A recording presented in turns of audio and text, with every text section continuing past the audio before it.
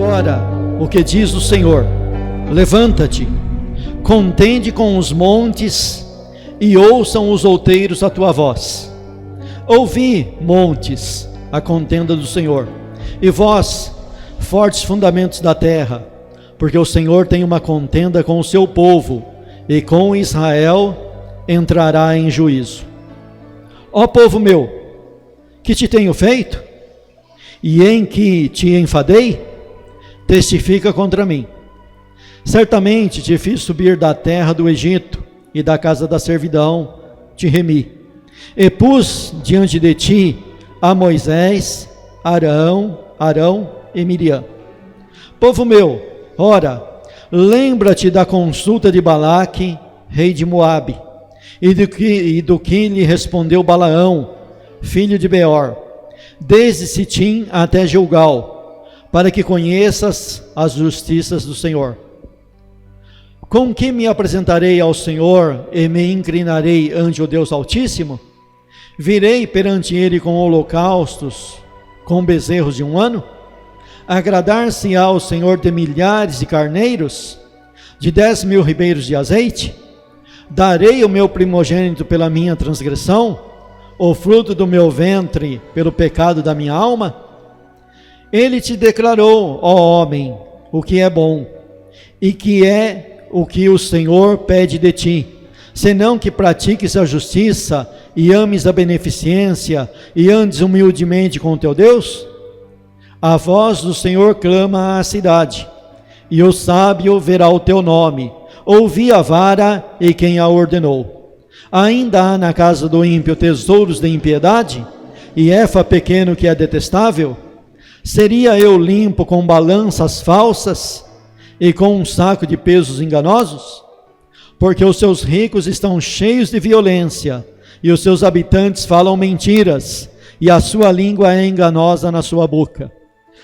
Assim eu também te enfraquecerei, ferindo-te e assolando-te por causa dos teus pecados. Tu comerás, mas não te fartarás, e a tua humilhação estará no meio de ti. Removerás, mas não livrarás, e aquilo que lhe livrares eu entregarei à espada. Tu semearás, mas não cegarás, pisarás a azeitona, mas não te ungirás com azeite, e o mosto, mas não beberás vinho. Porque se observam os estatutos de Omri e toda a obra da casa de Acabe, e vós andais nos conselhos deles, para que eu faça de ti uma desolação, e dos seus habitantes um assobio, assim trarei sobre vós o opróbrio do meu povo. Amém? Miqueias,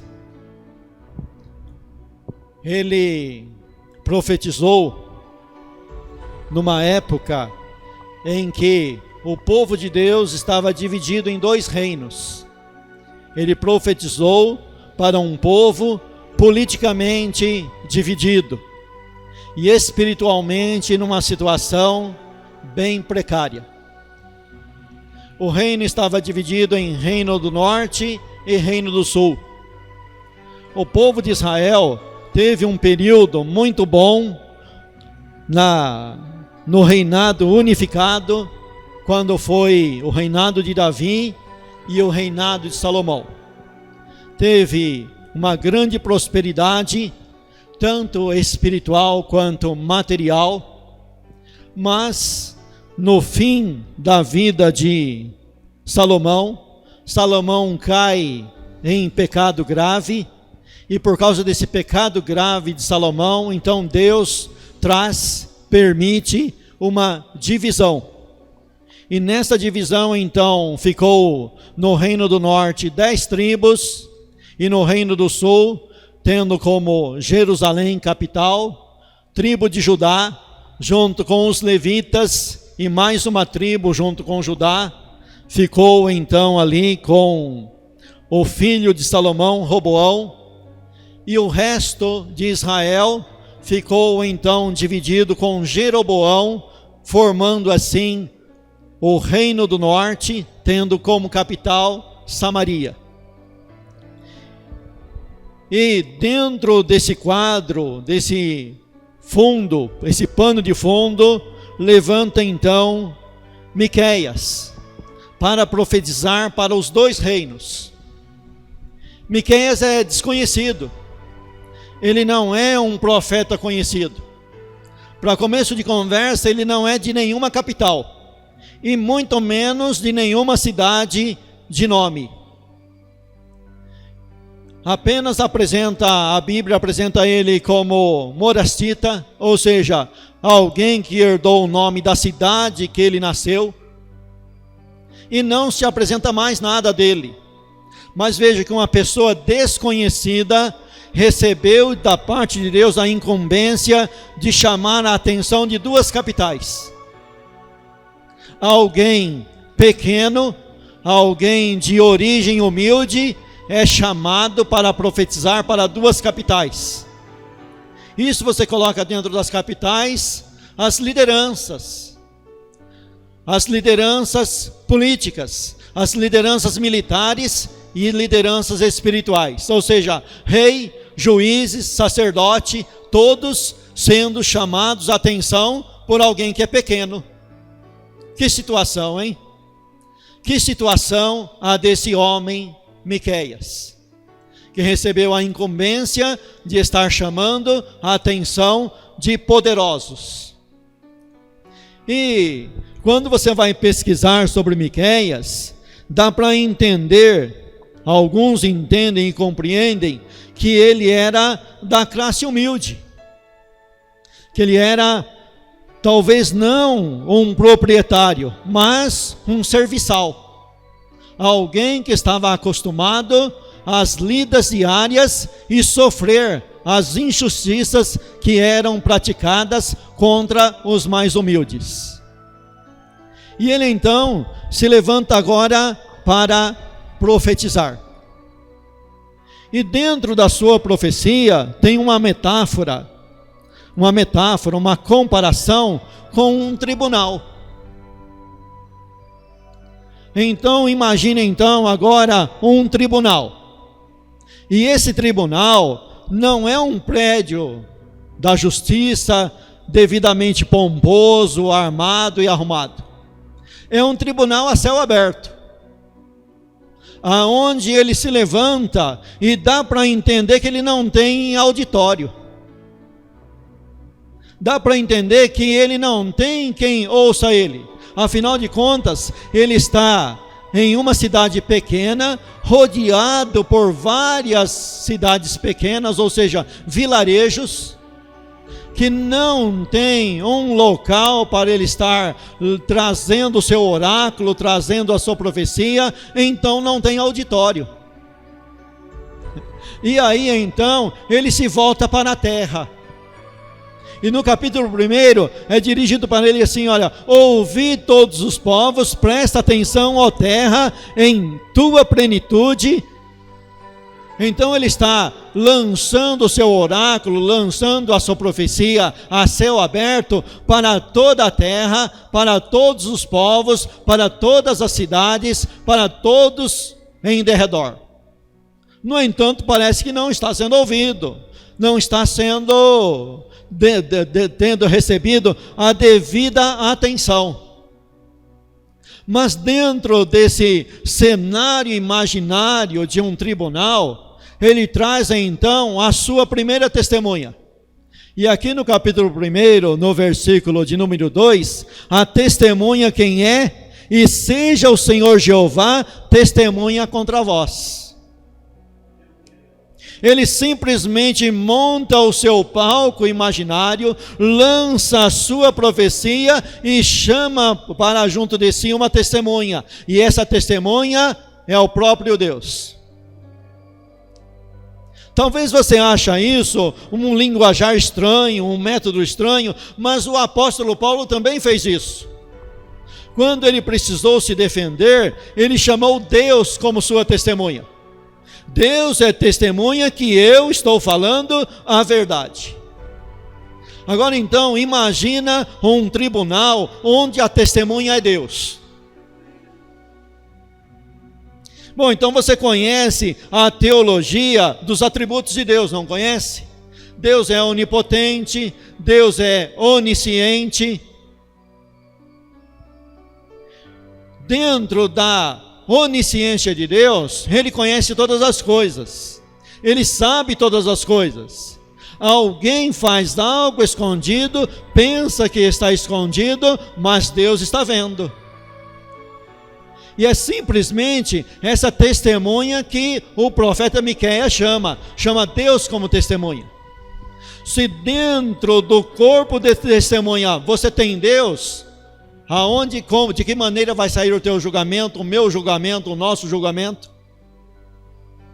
O julgamento dos ímpios, se dentro lá do julgamento dos ímpios, quem vai ser testemunha nesse julgamento é o próprio Deus, como que ele vai se justificar todo o mal feito que ele tem realizado? Então ele chama esse Deus Todo-Poderoso para ser testemunha nesse tribunal.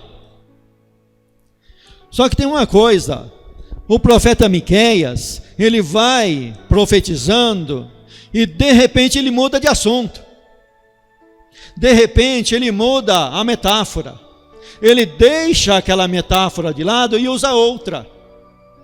Se no capítulo 1 Deus é chamado como testemunha, no capítulo 6 a figura de Deus muda.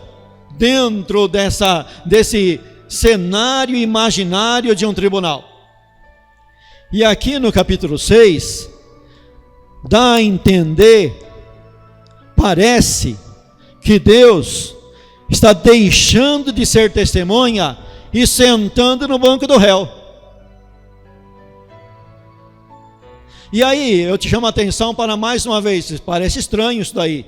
O Deus Todo-Poderoso deixando agora de ser testemunha e sentando no banco dos réus, isso é possível? É possível uma coisa dessa, o Deus Todo-Poderoso entrar num tribunal e sentar no banco do réu? Bom, se você acha isso estranho, eu vou te levar para o Novo Testamento, aonde Cristo é Deus, Cristo é o Deus encarnado, e Cristo deixa ser levado para um tribunal. Tribunal de Anás, Caifás, tribunal dos judeus, tribunal de Pôncio Pilatos, tribunal também dos romanos. E Jesus então se deixa ser levado ao tribunal, se deixa então ter um julgamento, e nesse julgamento a justiça é invertida, não é feito justiça, é feito injustiça, e ele permite tudo isso. Então, seguindo nessa metáfora, e dizendo que eu posso realmente pegar esse texto e fazer essa metáfora, porque Cristo permitiu isso, na própria vida dele, então o Deus Todo-Poderoso, ele se permite agora, ele entra nesse tribunal confeccionado imaginário na mente do profeta, e Deus senta no banco do réu, e então se coloca à disposição para um julgamento. E Deus senta então no banco do réu e diz assim: ó povo meu, que te tenho feito? Então veja que aqui nesse capítulo e em todo o livro de Oséias existe uma contenda. Contenda é uma briga entre duas partes. E os tribunais são colocados na sociedade para resolver contendas. As mais variadas contendas é levada aos tribunais. Lá no Nordeste se leva até contenda de gato, de galinha, de porco, de cavalo. É tudo levado para tribunais. E existem contendas e contendas que levam anos nos tribunais. E aqui então Deus se apresenta dizendo: olha só, ouvi agora o que diz o Senhor, levanta-te, contende com os montes e ouçam os outeiros a tua voz. No capítulo 6, o profeta continua sem auditório. Logo que não tem auditório, então vamos falar para os montes. Você viu lá no Novo Testamento, quando alguém falou para Jesus: Jesus, manda essas crianças se calarem, porque eles estão abusando, eles estão cantando aí, estão atormentando, manda eles se calarem. O que Jesus respondeu? Se esses se calarem, as pedras clamarão. Logo que não tem ouvinte, então vou falar com as pedras, vou falar com os montes, vou falar com a terra. Então ouça a terra, ouça monte, ouça outeiros. E monte e outeiros apresenta uma coisa firme que não se abala. Deus traz um juízo firme e potente e poderoso que não se abala, não se mexe e é correto. Mas agora então Deus fala aos montes, fala aos outeiros através do profeta, manda eles se levantar, porque não é fácil pregar e não ter auditório, não é fácil falar e não ser ouvido, mas Deus manda o profeta se levantar. Levanta e clama. Você não tem ouvintes, você não tem auditório, clama aos outeiros, clama aos montes. Clama para a terra, clama para a lua. Olha, lança a tua parábola, lança a tua palavra. A palavra tem que sair da sua boca, ela não pode ficar com você. Tenha ouvintes ou não tenha, a palavra tem que ser falada. Então ouve, porque o Senhor tem uma contenda com o seu povo e com Israel entrará em juízo. O Deus Todo-Poderoso entrará em juízo com o seu povo. Mas agora ele entra no tribunal e se coloca sentado no banco do réu, e a primeira coisa que Deus faz como réu, ele diz assim: o que eu tenho te feito? Ele faz uma pergunta, porque em todo tribunal, em toda contenda, todas as partes apresentam o seu argumento. Todas as partes apresentam o seu argumento. Então Deus dá a liberdade, Deus dá, então agora, o que? Para Israel apresentar suas razões. E a contenda é essa: vocês me largaram, vocês me abandonaram, vocês viraram as costas para mim. E qual é o motivo de vocês terem me largado? Qual é o motivo da pessoa abandonar a Deus? Qual é o motivo de Israel ter abandonado a Deus? Então Deus faz a pergunta: o que eu tenho te feito? E ele faz uma outra pergunta ainda: e em que te enfadei? Por que você se cansou de mim? Por que você chegou ao ponto de achar que eu para você sou uma canseira? Mas que canseira, não adianta servir a Deus, não resolve, não traz resultado. Qual é o motivo que você me largou? Por que você me abandonou? Por que você virou as costas para mim? E aí Deus faz a pergunta, e essa pergunta, e tem várias perguntas nesse texto, e todas são de caráter retórico, que é uma pergunta já sabendo a resposta, e essa pergunta é para, através da resposta, trazer um ensinamento, trazer uma doutrina, trazer um aconselhamento. Então o próprio Deus, no banco do réu, faz a pergunta e começa a dar a resposta. E ele então começa a responder. Versículo 4: certamente te fiz subir da terra do Egito, e da casa da servidão te remi. Bom, o que eu tenho feito de mal para vocês? Bem, pelo contrário, eu tenho feito bem para vocês. E aí então Deus vai trazer à memória do povo uma história de alguns anos atrás na vida da nação de Israel, quando eles ainda não eram nação, quando eles eram escravos na terra do Egito, que Deus foi lá com mão forte, com mão estendida, fez vários sinais, milagres no meio do povo de Israel contra os egípcios. Foram juízos executados contra o Egito, contra os deuses opressores do Egito. Então Deus tira com mão forte, com mão poderosa, o povo de Israel da terra do Egito e leva eles pelo deserto até chegar em Canaã, até habitar em Canaã. E Deus protegeu, Deus guardou, Deus providenciou todas as bênçãos para eles. Então, dentro dessa resposta, o que eu tenho te feito? O que Deus tem feito para Israel é coisas grandiosas, coisas poderosas, e o povo pagou a Deus como? Com ingratidão. Vocês não têm realmente motivo para me abandonar. Vocês têm motivo para me adorar, mas não para me abandonar.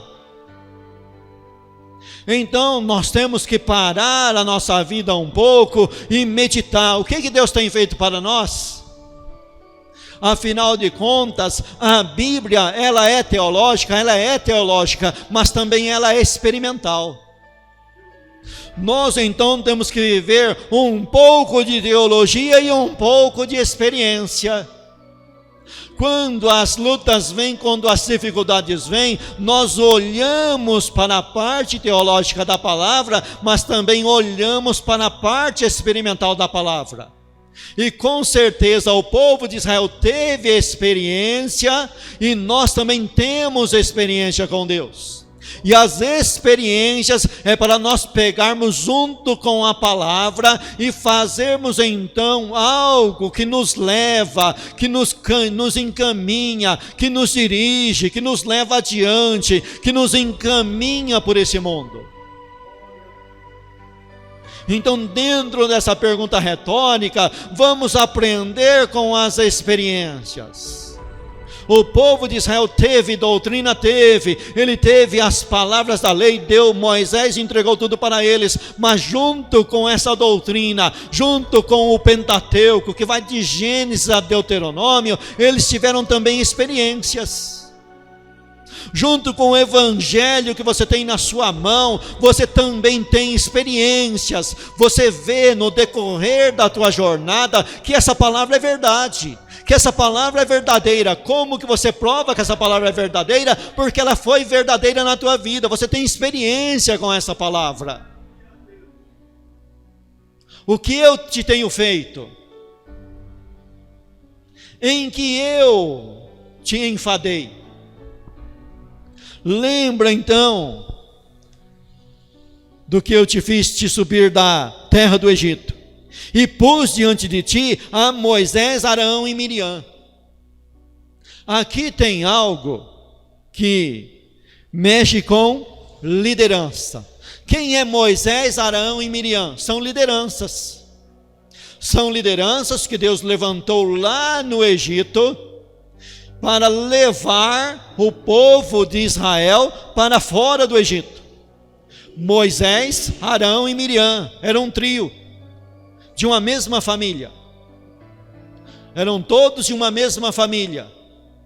E cada um tinha um lugar dentro da liderança. Miriam era profetisa. Miriam era exemplo. Era tão exemplo que quando ela errou uma única vez, Deus não deixou impune. Porque assim, Deus cobra mais da liderança. Quando a liderança erra, essa liderança é punida para exemplo dos demais. Mas liderança é um caso sério. Porque aqui existe agora uma contenda, um contraste, onde o texto vai colocar uma contenda entre lideranças. Deus está falando: eu levantei líderes lá no passado para vocês, e eram pessoas de índole, de acordo com a integridade de Deus, que era um exemplo. Está escrito de Moisés que Moisés foi fiel em toda a sua casa, para exemplo do que havia de ser anunciado. Mas só que tem um detalhe: existem dois tipos de liderança: a liderança que Deus dá por graça e a liderança que Deus dá por mérito. A liderança que Moisés, Arão e Miriam foi dada para Moisés por graça, por pura graça, não por merecimento, mas por graça. Está escrito que Deus levantou no passado homens santos na face da terra, que o mundo não era digno. O mundo não é digno de uma liderança justa, correta. E eu vou te mostrar dentro das Escrituras, citando, não te levando lá, mas apenas citando, que Deus levantou essa liderança no povo de Israel por graça, e o povo não fez por onde continuar com essa liderança. Pega no episódio quando Moisés subiu ao monte Sinai para receber da mão de Deus os 10 mandamentos. Está escrito que ele levou 40 dias e 40 noites lá no monte. Ele ficou fora um mês, um pouco mais de um mês. E o que o povo fez? Nós não aprovamos essa liderança. Sumiu 40 dias, não passou na nossa aprovação. Mas não tinha Arão e Miriam, tinha Arão e Miriam. Mas eles procuraram uma brecha para lançar fora a liderança que Deus tinha colocado. E foi lá no líder Arão, com a líder Miriam, e falou para Arão: você é o homem da casa. Esse daí sumiu. Faz deuses para nós. Nós não queremos Deus como nosso líder, nós não queremos Moisés como nosso líder, nós não queremos você como nosso líder, e muito menos Miriam, é mulher, não pode ser nossa líder. Lança fora essa liderança e ergue no nosso meio capitães e deuses que vão adiante de nós. E eles foram atendidos. Ai da terra quando Deus atende o pedido e dá o que a terra merece. Uma liderança que a terra merece. Levanta então um ídolo, levantaram lá um bezerro. E agora, se você vir para esse texto aqui, a mesma contenda existe aqui nesse texto. Porque tem aqui a figura de Moisés, Arão e Miriam, e nos últimos versículos tem a figura de um camarada chamado Omri e um camarada chamado Acabe. E aqui dentro desse texto está dizendo claramente que o povo de Israel, o povo de Deus, atende e obedece o estatuto de Omri e as obras de Acabe, mas não atende os estatutos e a obra de Moisés, Arão e Miriam.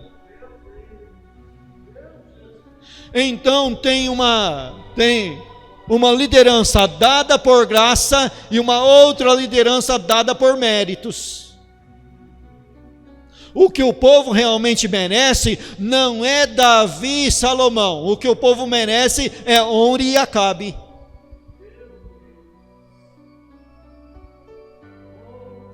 E eles estão seguindo o estatuto de Omri. Olha só, o reino do norte, que tinha capital como Samaria, teve no seu primeiro rei, Jeroboão, já um desvio da adoração.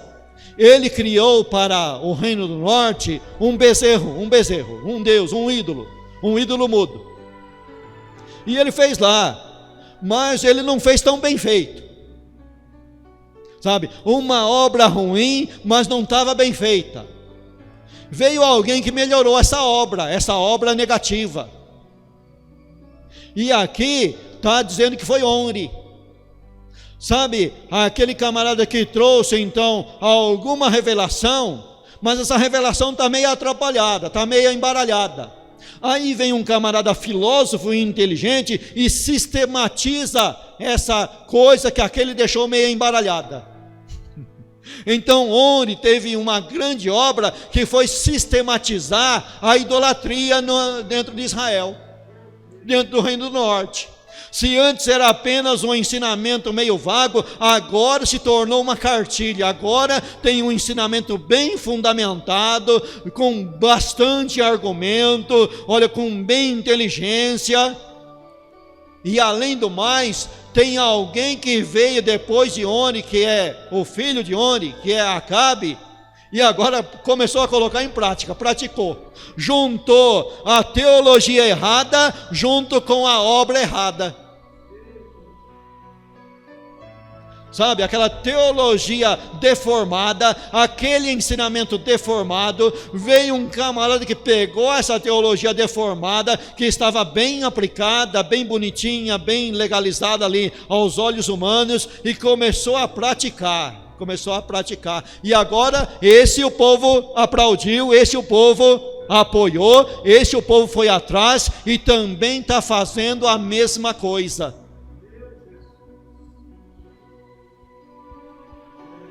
Mas traz para a história da igreja. Pega essa história do passado e traz para a história da igreja.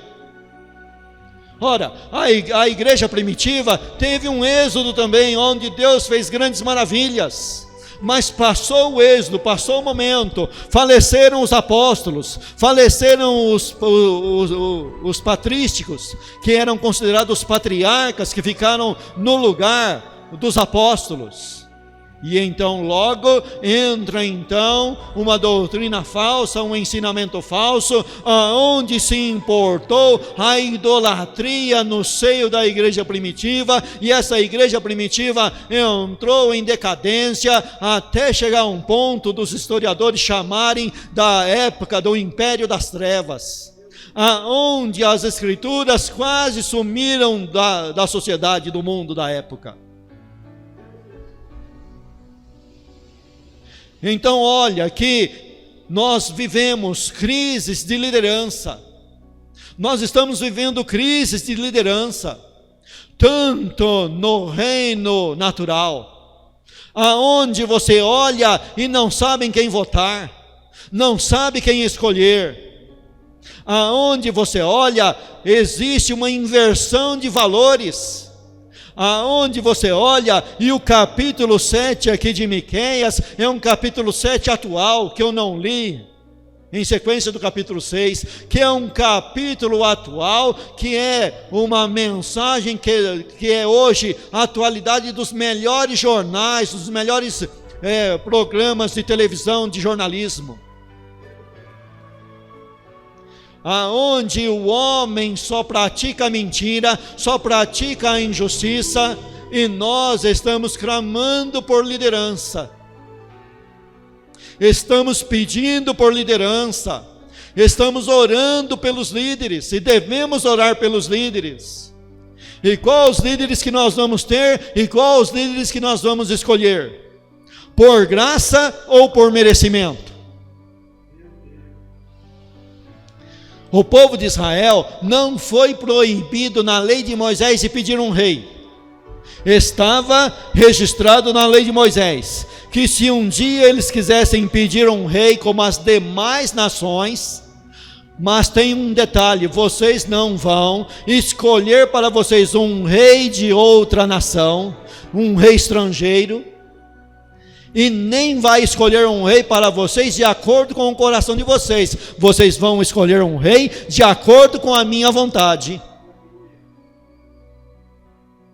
Mas isso, voltando antes do profeta Miqueias, aconteceu na época do juiz Samuel, que era um juiz de acordo com o coração de Deus, que era um governante que estava governando por um bom período de tempo, de acordo com a vontade de Deus. E eles foram lá e falaram: ó Samuel, nós não queremos mais a tua liderança sobre nós, constitui um rei para nós como as demais nações. Mas não estava escrito na lei que eles poderiam pedir? Estava escrito na lei que eles poderiam pedir, mas da maneira correta, não da maneira que eles estavam fazendo. Da maneira que eles estavam fazendo, eles estavam dizendo, em outras palavras: nós não queremos mais Deus governando sobre nós. Nós não queremos um governo teocrático. O que é governo teocrático? É Deus no comando, é Deus no governo. Nós não queremos mais isso. Nós queremos, de acordo com as nações, um rei sobre nós, que peleja as nossas pelejas, mas dentro do estatuto e conhecimento e entendimento das nações. Não queremos Deus sobre nós. E aí o que Deus faz? Deus concede um rei de acordo com o merecimento. E dá para eles então um rei de acordo com o coração deles. Era um rei pomposo, era um rei bonito, era um rei de presença, era. Mas um rei que trouxe enorme prejuízo para o povo de Deus, para o povo de Israel. E aqui então, ele vai continuar nesse capítulo, e agora ele vai mudar o linguajar. Ele sai do linguajar de metafórico, de um tribunal, e vai agora para um templo. Ele não está no templo de Jerusalém, ele não pertence a essa elite. Ele vai no máximo lá uma vez no ano, ou 3 vezes no ano. Como alguém que obedece à lei, ele vai lá 3 vezes no ano, se deixarem ele ir, se não proibirem. Mas agora, na sua imaginação, ele entra no templo e faz uma pergunta: como me apresentarei ao Senhor e me inclinarei ante o Deus Altíssimo? Então agora ele parte para a metáfora do templo. Como que eu vou aparecer na adoração?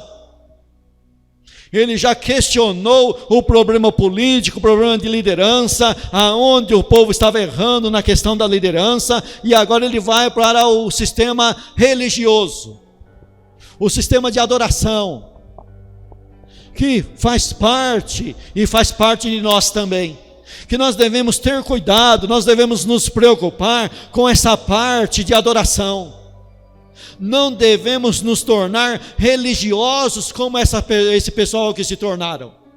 Apenas religioso, apenas religião e uma religião vã. Alguém que era rico levava ofertas e mais ofertas, sacrifício e mais sacrifício. E quem não tinha nada levava um pombinho, mas levava. Mas também ficava só no âmbito da religião. Somente religioso. Tem gente que é assim, sai de uma escravidão, da escravidão do mundo, e vai para a igreja e entra em outra escravidão, que é a escravidão da religião. Se enche de doutrinas que não têm fundamento bíblico, que não tem embasamento bíblico. Faça isso, deixa de fazer aquilo. Pega o camarada, você pesca, então joga a sua vara de pesca fora. É proibido pescar, é pecado pescar. É pecado usar perfume, joga o perfume fora.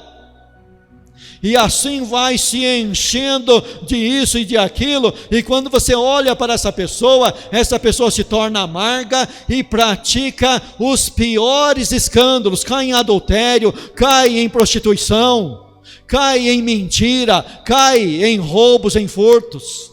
Por quê? Porque se tornou mero religioso. Não tem o poder da palavra lá no interior para trazer a verdadeira libertação.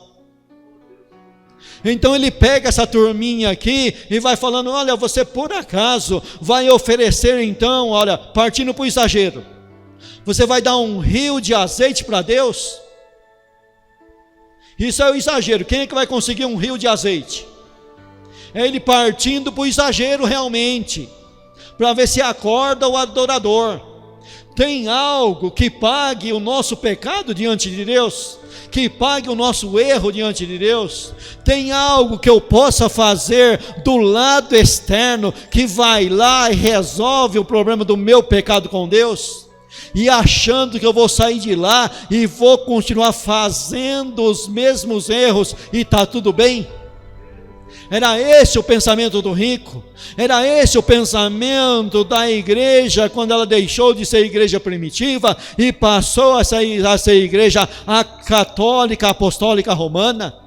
aonde o Papa, no seu poder terreno que ele adquiriu, ele instituiu então as inquisições, aonde o camarada abastado ia lá e comprava um papel chamado indulgência, que dava na cabeça deles o direito de entrar no céu, não importa o estado de vida que eles vivessem. Aqui o profeta chama a atenção para essa religiosidade e diz: essa religião não tem valor nenhum, não vale de nada.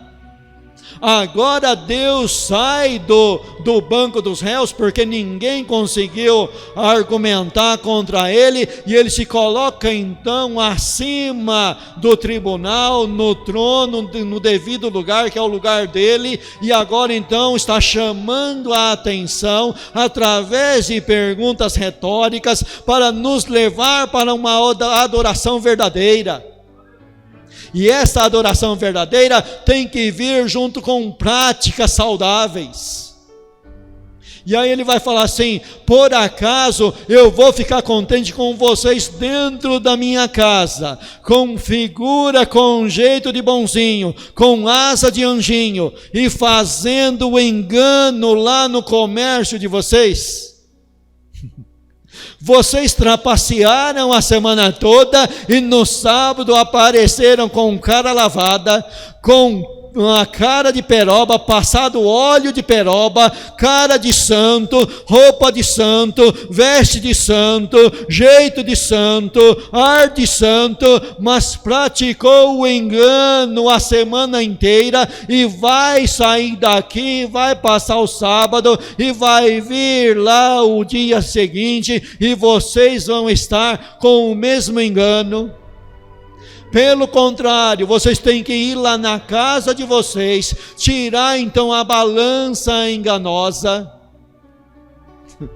Sabe, o comerciante vai lá e adultera a balança, e quando o pobre miserável ganhou o salário sofrido, vai lá comprar, pede 1 quilo, ele vende 1 quilo, na balança de 1 quilo, mas se você colocar numa balança verdadeira, tem 700 gramas.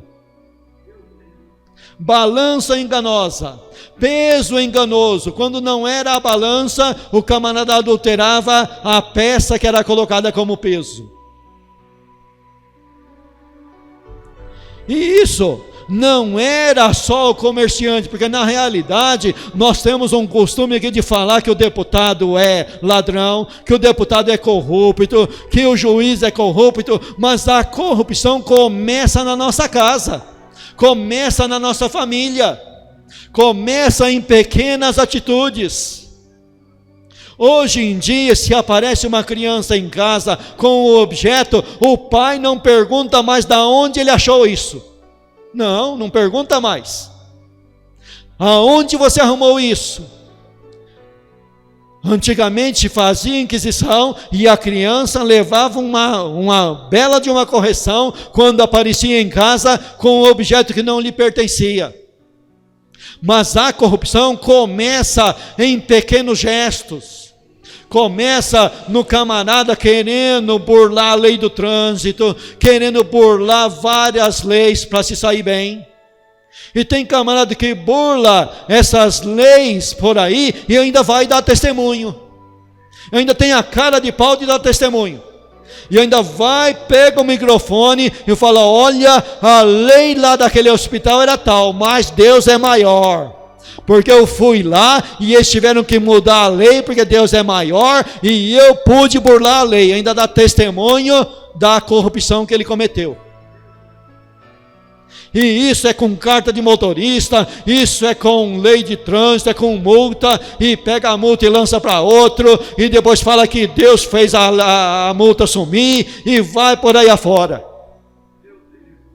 E ganha, adquire bens mal adquiridos, e fala que foi Deus que deu. Foi Deus que deu. Deus não deu riqueza para Abraão. Deus deu riqueza para Abraão, é verdade. Mas Abraão não andou nessas práticas. E quando ele teve um deslize, o julgamento foi duro, viu? Ele foi chamado a atenção pelo ímpio. Rapaz, mas você está fazendo isso? Quando ele usou da mentira, o próprio ímpio repreendeu ele: mas você fez isso, como é que pode você fazer uma coisa dessa? É duro, né? Você como crente ser repreendido pelo ímpio, não é duro? Coisa triste, né?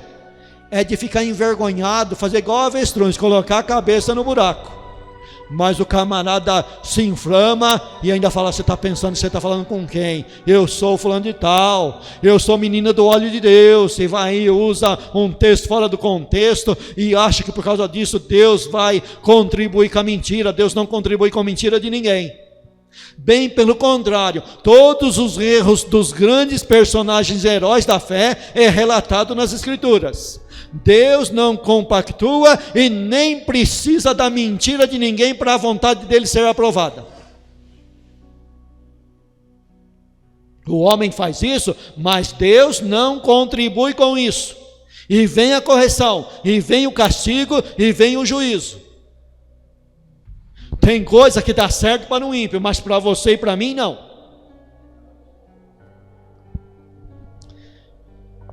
E aí ele vai continuar, e vai chegar no capítulo 7, ele vai então estar sofrendo de um mal chamado solidão. Tanto tempo profetizando para monte, para terra e para outeiros, sem auditório, chegou o momento que ele está entrando em pane. O cérebro já não está mais funcionando direito. Ele está sofrendo de solidão. E ele diz assim: ai de mim, porque estou como quando são colhidas as frutas do verão, como os rabiscos da vindima. Não há cacho de uvas para comer, nem figos temporãos que a minha alma desejou. Pereceu o benigno da terra, e não há entre os homens um que seja reto. Todos armam ciladas para sangue, caça cada um a seu irmão com uma rede. As suas mãos fazem diligentemente o mal, o príncipe inquire, e o juiz se apressa à recompensa, e o grande fala da corrupção da sua alma, e assim todos eles são perturbadores. Aqui ele chegou ao ponto do desânimo total. Aqui ele está sofrendo de solidão, se vendo sozinho, e ele então faz um julgamento que o próprio Elias fez antes dele. Elias também sofreu disso e achou que ele estava sozinho. Estar tanto tempo pregando para o vento. Chega um momento que o camarada então, não que isso está correto, esse julgamento não está correto. Esse entendimento, chegar a essa conclusão, não está correto, mas é um mal que atinge a nossa fraqueza e nós nos achamos sozinhos, porque o mal ao nosso derredor é tão grande que a gente não consegue mais enxergar uma pessoa do bem, porque o mal está prevalecendo. Mas Deus respondeu para Elias dizendo assim: Elias, ainda tem uma multidão junto comigo ainda. Tem, pode ficar tranquilo, pode ficar em paz, coloca o teu pensamento, o teu coração no lugar, porque nem tudo está acabado. E ele então vai caminhar para o final da sua palavra com esperança, dizendo que Deus então vai pegar esse pecado do povo e lançar no profundo do mar. Existe uma esperança, tem uma esperança. Toda essa palavra, todo esse palavreado é para dizer no final que existe uma esperança. O que é que Deus pede de ti? Ele faz a pergunta: o que Deus está pedindo de ti? Que você então seja humilde, que você tenha a humildade de reconhecer reconhecer que errou, de reconhecer que pecou, de saber que a tua obra não está correta na presença de Deus, que você precisa da graça, da misericórdia e da compaixão de Deus, que tem esperança para você, que Deus fala desse jeito, mas Ele não quer o seu mal, Ele não quer a sua perdição, Ele não quer a sua condenação. Ele fala desse jeito porque Ele quer o seu conserto. Ele te chama para um conserto, Ele te chama para uma aliança de amor. Ele diz assim: olha, não, você sabe quais os meus pensamentos ao teu respeito? Não é pensamento de mal, não é pensamento de destruição, mas é pensamento para dar o fim que vocês tanto almejam, que vocês tanto querem. Existe sim um grupo obediente à palavra, obediente aos mandamentos. Profeta, pode acalmar o teu coração, pode acalmar o teu espírito aí dentro de você, acalma a tua alma aí dentro de você. Existe um grupo que obedece a Deus, embora esse grupo será levado para o cativeiro em Babilônia, embora esse grupo foi levado para a Síria em cativeiro, mas esse grupo vai retornar para Jerusalém e voltará de maneira salva, redimida, transformada, perdoada e purificada. Existe um grupo salvo, existe um grupo liberto, existe um grupo que é alvo da graça e da misericórdia de Deus, que recebe as coisas não por merecimento, mas por graça e por misericórdia de Deus. Amém? Que Deus te abençoe e te guarde. Amém, Jesus?